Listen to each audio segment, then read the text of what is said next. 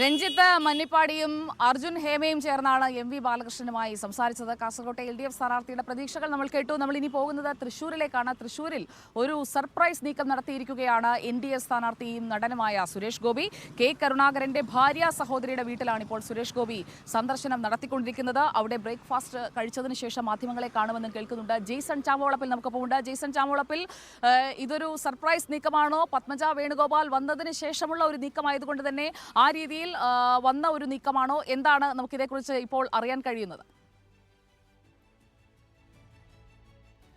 സുജിയ, തൃശ്ശൂർ ലോക്സഭാ മണ്ഡലത്തിൽ എല്ലാ സ്ഥാനാർത്ഥികളും സർപ്രൈസുകൾ ജനങ്ങൾക്ക് നൽകിക്കൊണ്ടിരിക്കുന്ന ഒരു കാലമാണ്. അതിൽ ഏറ്റവും പുതിയ ഒരു സംഭവമാണ് സുരേഷ് ഗോപി ഇപ്പോൾ കെ കരുണാകരൻ്റെ ഭാര്യ കല്യാണിക്കുട്ടിയമ്മയുടെ സഹോദരിയുടെ വീട്ടിൽ എത്തിയിരിക്കുന്നത്.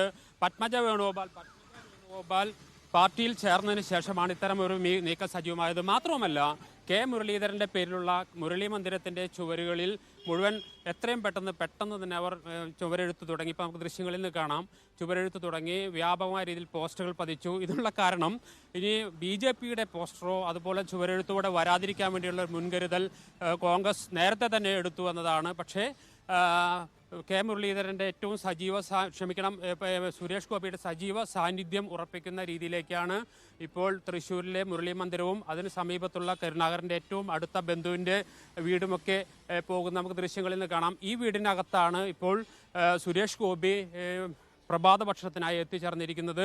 അല്പം മുമ്പാണ് സുരേഷ് ഗോപിയും BJPയുടെ നേതാക്കളും പ്രവർത്തകരും ഉൾപ്പെടെ ഇവിടേക്ക് എത്തിയത്. അതിനുശേഷം അദ്ദേഹം ഇപ്പോൾ ബ്രേക്ക്ഫാസ്റ്റ് കഴിക്കും. പക്ഷേ ഇന്ന് പുഷ്പാർച്ചന നടത്തുമെന്ന ഒരു ധാരണ നേരത്തെ ആലോചിച്ചിരുന്നു. പക്ഷേ പത്മജ വേണുഗോപാൽ പാർട്ടിയുടെ തെരഞ്ഞെടുപ്പ് പ്രചരണവുമായി ബന്ധപ്പെട്ട് വിവിധ ജില്ലകളിലാണ് ഇപ്പോഴുള്ളത്. അതുകൊണ്ട് തന്നെ പത്മജ വേണുഗോപാൽ തിരിച്ചെത്തിയതിനു ശേഷം മാത്രം പുഷ്പാർച്ചന കരുണാകരൻ്റെയും അതുപോലെ തന്നെ പത്നി കല്യാണിക്കുട്ടിയമ്മയുടെയും സ്മൃതി മണ്ഡപത്തിൽ പുഷ്പാർച്ചന നടത്തിയാൽ മതി എന്ന തീരുമാനത്തിലേക്ക് എത്തുകയായിരുന്നു. അതുകൊണ്ട് തന്നെയാണ് ഇപ്പോൾ പുഷ്പാർച്ചന തൽക്കാലം നടത്തേണ്ടതില്ല എന്ന തീരുമാനത്തിലേക്ക് എത്തിയത്. ഏതായാലും കോൺഗ്രസിനെ സംബന്ധിച്ച് വലിയ രീതിയിലുള്ള അസ്വസ്ഥതകൾ ഉണ്ടാക്കുന്ന ഒരു നടപടി കൂടിയാണിത്. കെ കരുണാകരൻ എന്ന് പറയുന്നത് കോൺഗ്രസിൻ്റെ ഏറ്റവും വലിയ സ്വത്താണ്. കോൺഗ്രസിനെ പടുത്തുയർത്തുന്നതിൽ വലിയ പങ്കുവഹിച്ച ഒരു വ്യക്തിയാണ്.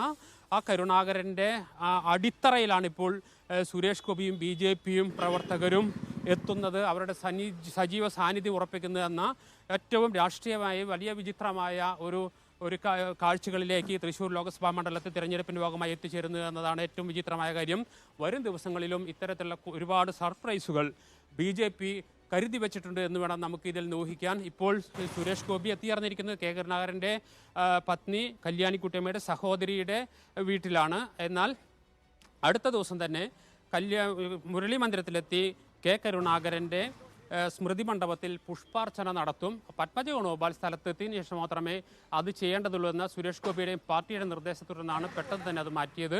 ഇപ്പോൾ അദ്ദേഹം പ്രഭാത ഭക്ഷണം കഴിച്ചുകൊണ്ടിരിക്കുന്നതിന് ശേഷം മാധ്യമങ്ങളോട് പ്രതികരിക്കുമെന്നാണ് അറിയിച്ചിരിക്കുന്നത്. സുജിയ.